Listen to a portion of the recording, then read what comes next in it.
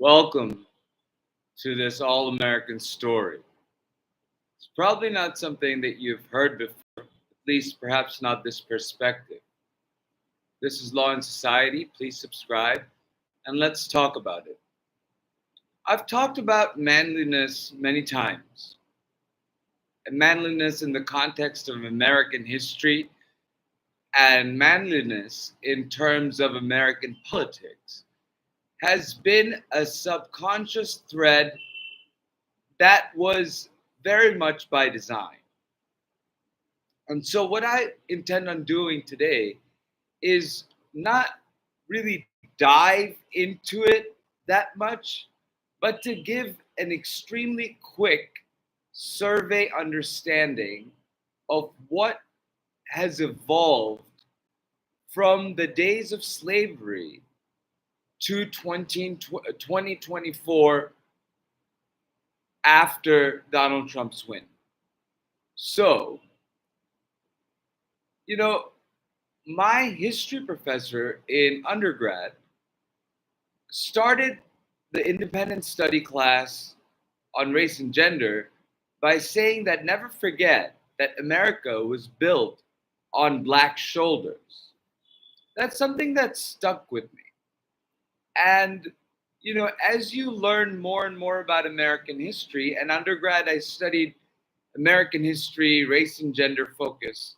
And then when you go and study the law and see how the law has evolved over time, and then you start working around police and law enforcement, and you see the culture, and then you start to put them all together, and then you see, okay, why do we have this? Why do we have these long persisting problems in our country? Well, I mean, the identity crisis of the American man is very much at the core, along with many other things, uh, like the rise of femininity in American politics and history, and how that was really nothing until the 19th Amendment, and the big impact of slavery, and then emancipation. So, before slavery, the idea of manliness wasn't really that much of a topic of contest in society or in the power circles of men who dominated the Americas at the time, which were the colonizers from Europe that started from Spain to England to France. And we see that um, we see that play out in the Americas. And then in the late 1700s, there is the Constitution. And despite the fact that it said no man is created equal, I mean, sorry, all, haha, look at my Freudian slip. Although it said all men are created equal, it wasn't so until the 13th and then the 14th Amendment that those rights were vested upon emancipation and those amendments, that the right of a free African American citizen was vested on Africans who were enslaved by colonizers. Well, when emancipation happened, before that, African American men, as well as Native American men, were savages. It was easy to put them and throw them aside and say that, yeah, they behave and they may be stronger physically, they may be able to do this hard labor work because, they are savages. But that logic fails when, emancipation happens, when the 13th and the 4th. But also, I want you to remember that these amendments passed by the hands of white men. You have to understand the gravity of the injustices that these people experienced on others that made them say that we need to be able to walk away from this horror and this sin of slavery.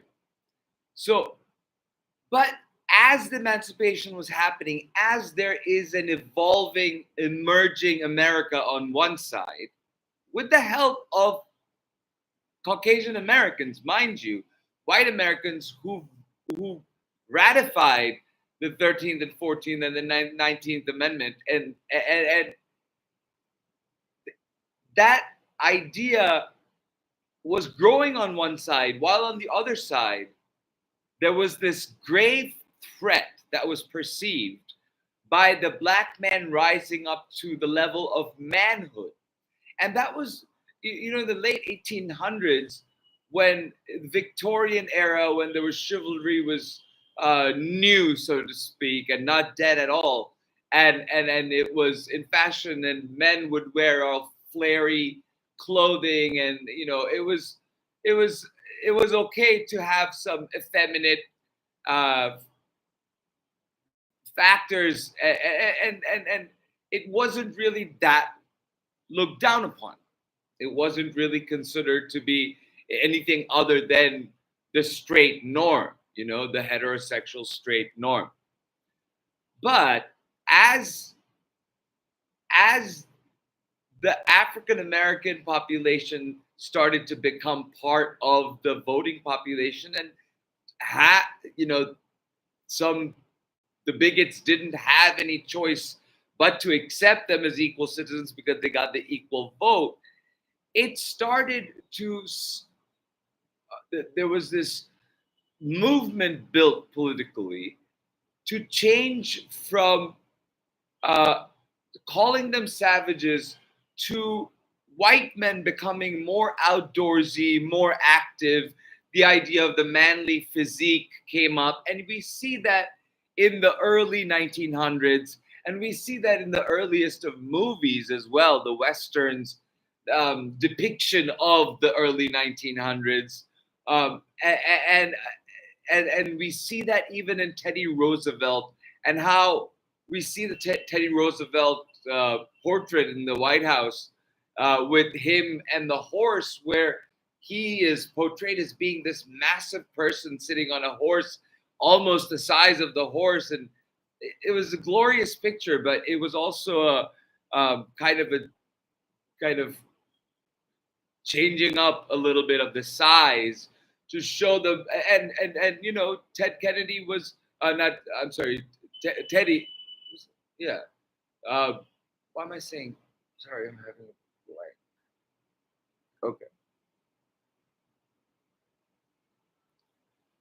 So Roosevelt, Teddy Roosevelt, not Kennedy, Teddy Roosevelt.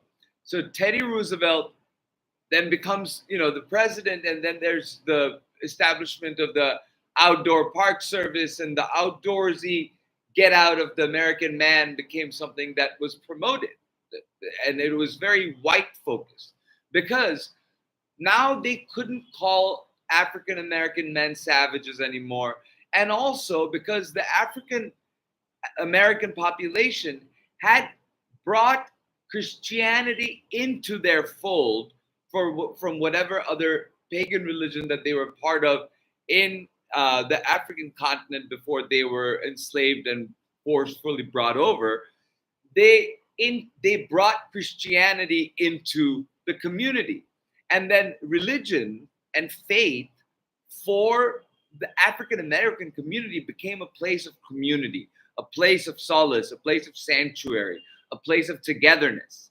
So the flip side of it became that the white manliness, once the outdoorsiness really didn't work out, because there was this massively marketed fight between two great boxers, Jack Johnson and Jim Jeffries. Jack Johnson being a black heavyweight champion, and Jim Jeffries being the former head, the big boxing champion. And then Jack Johnson beats Jim Jeffries, and then there's crisis of masculinity, of crisis of manliness. And then at that turn of the century, turn of the 20th century, I'm fast forwarding largely here, we get to the building up of the Bowery in New York, and then you have the sort of the culture in San Francisco growing up, where a gay culture comes in, which is also a deviation from the straight norm, the singles race straight norm, sexually straight norm. It was going away from that. First, you have the emancipation of the African slaves to become African American. Then you have, the lifting of the African Americans into the body of the general body politic by saying, no, we are human beings. And there was this process happening over the course of centuries in America. And I'm just very much giving you a survey of it. And so when this outdoorsiness and this manhood perspective didn't work out so well, it so happened that that's when we saw the Jim Crow era laws. That's when we saw that the down current, a segment of powerful white Americans who had lost the Confederates, the Confederate War, the Civil War, and who had still embodied to keep some of that culture and that the supremacist culture going. So they grow underground. It becomes on one side the militant side, the Ku Klux Klan, and then on the not so militant side, you have the building of the laws of the Jim Crow era. And then you see a waning of that happening. You see a waning of that happening with the rise in women's rights. And then you get to the 70s, and then you have this idea of the somewhat egalitarian society where, women's rights had been established and slowly the rights were emerging and right to choose and right to contraception and all of this was happening.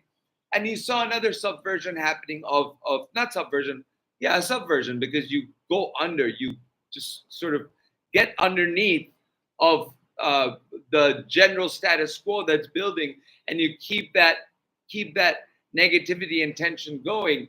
You see in a Terry line of cases, Terry versus Ohio, where the Supreme Court held that the police can stop somebody on reasonable suspicion of a crime afoot.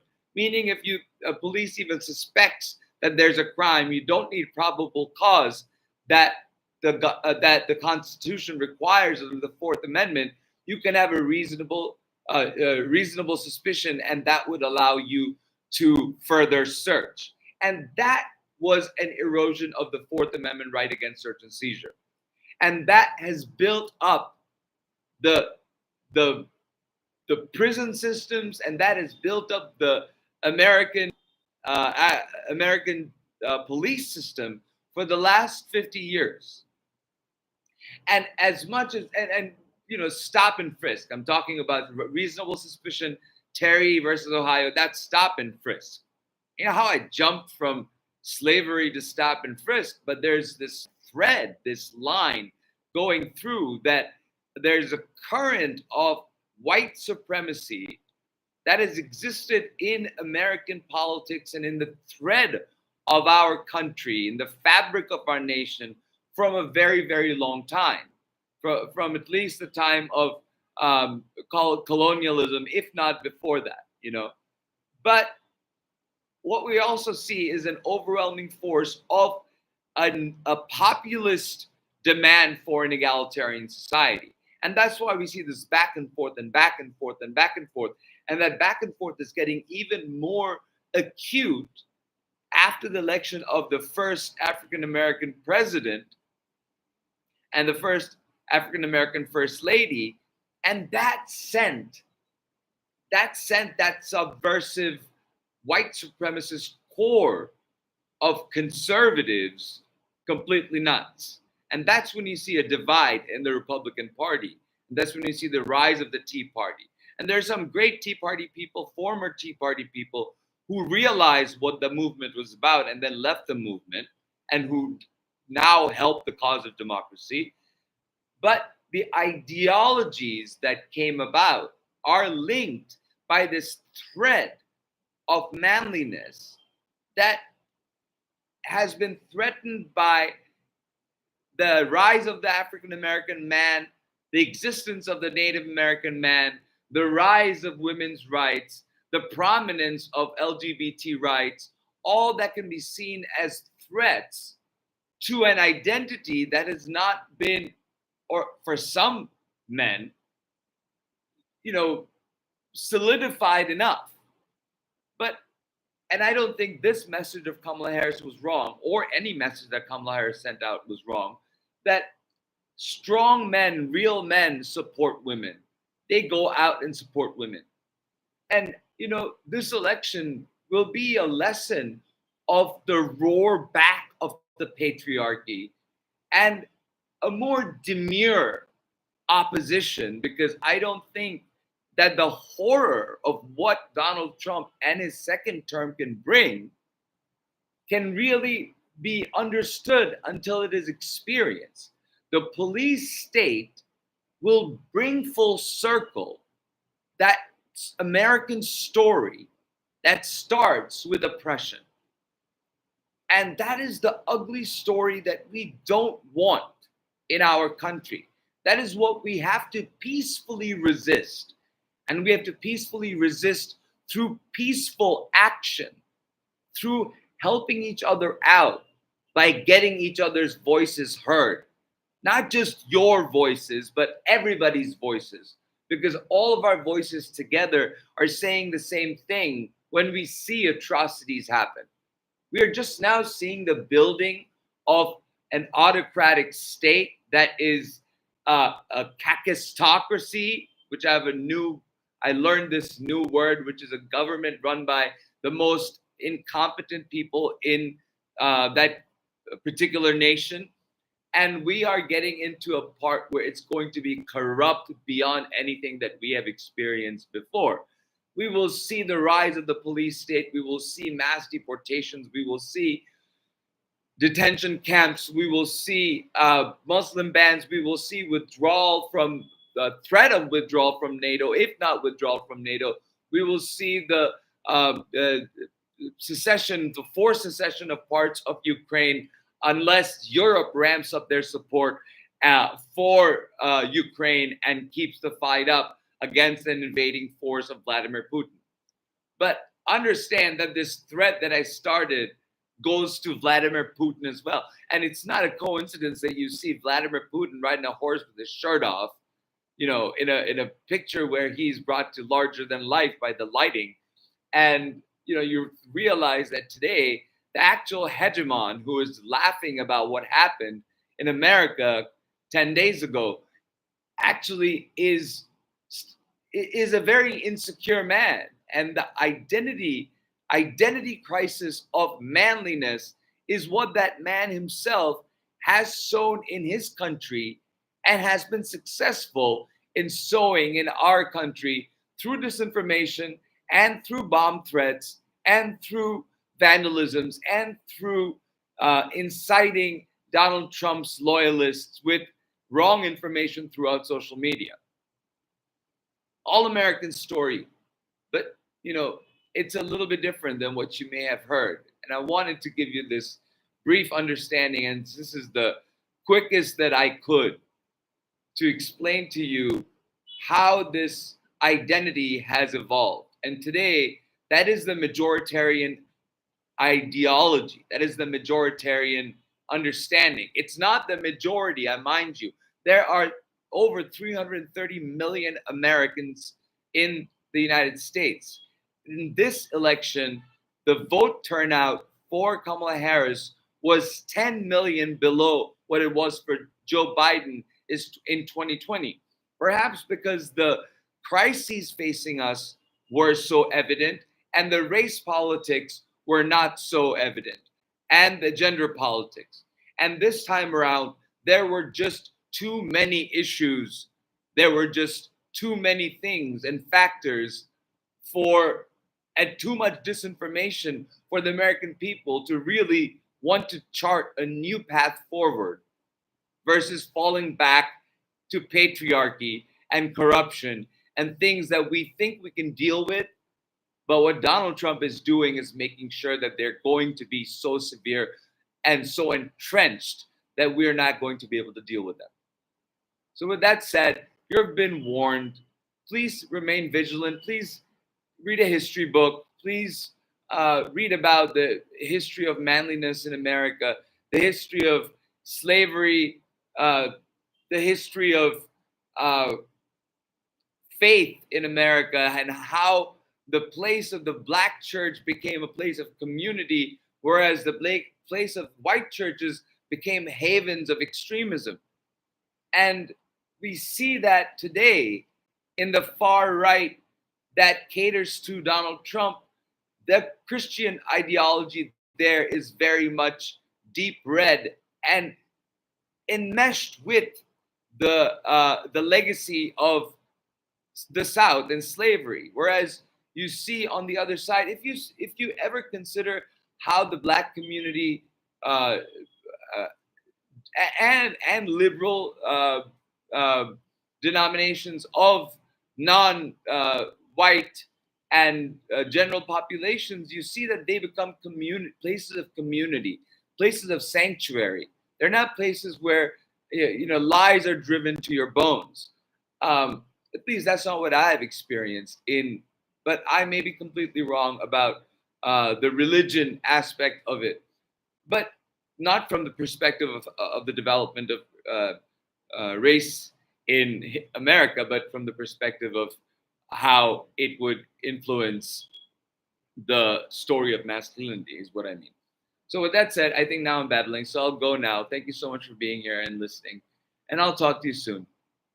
Thank you for liking. Please do like. Take care.